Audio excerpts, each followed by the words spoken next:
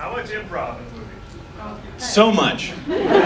So from a directorial standpoint, what McLean and I were trying to do is we cast the film and we wrote the film with specific cast members in mind. Specifically, James Marsters. I was like, my number one pick for Tensley is James. Really? Yes. I'm like, we have to start there. He'll say no, but we have to ask.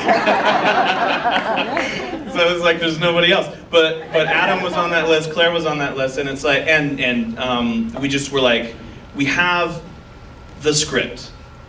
And then every day we would sit down with the pages we were shooting that day and we'd throw back and forth lines and make sure things were working. And then during those sessions, sometimes improv would happen and get implemented into the script. But even then, while we were shooting, sometimes still more improv would come up, and if it's working, and you go with it. So it's hard to say exactly how much is like improv, because it wasn't like we were just shooting from the hip the whole time. There's this guideline, this script, and then we're going from that, and if something better happens, you just keep following that, and keep making more of that. But you want to talk about improv?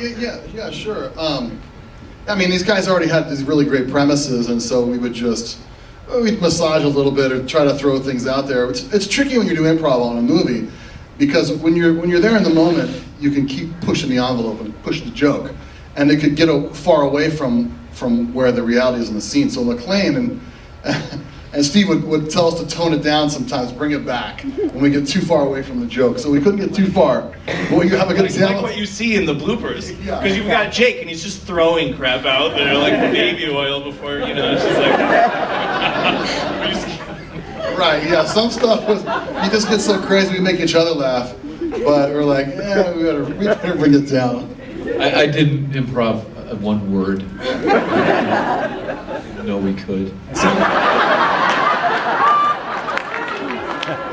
Sometimes I felt like I was just making everything up as I went along. This is what I'm saying now. Anybody else, or next up, or right down front? Yes. So McLean, you look like He Man. Yeah. Just a coincidence or? The question is, McLean, you look like He Man. You want to know if that was intentional? Yes. He Man was my favorite cartoon. I used to wake up saying, "By the power of Grayskull, I have," putting the sword up. So I said when I talked to our amazing costume designers, I want to, which actually, she's not going to be, Claire did the costume design as well. So, amazing job.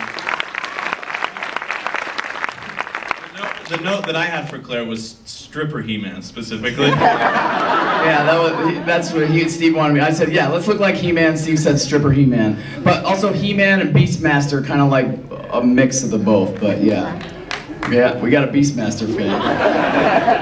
Well, and also everything in the movie, we started, I don't know if there are like mega fantasy fans in the audience, but if you're familiar with Frank Frazetta's artwork, that's kind of where we're like, let's do that. Like, let's see if we can go in that direction. And kind of that's the conversation that Claire and I had and McLean and I had, and it was just kind of like you start with somebody that's a genius, and then you kind of like shoot in that direction and see what you can do. We wanted it to be very stylized, which I think came across pretty well, because we knew it was going to be green screen, so it wasn't going to, only look so realistic. And so the costumes, that's kind of what was, that's where the intention was. I have a question.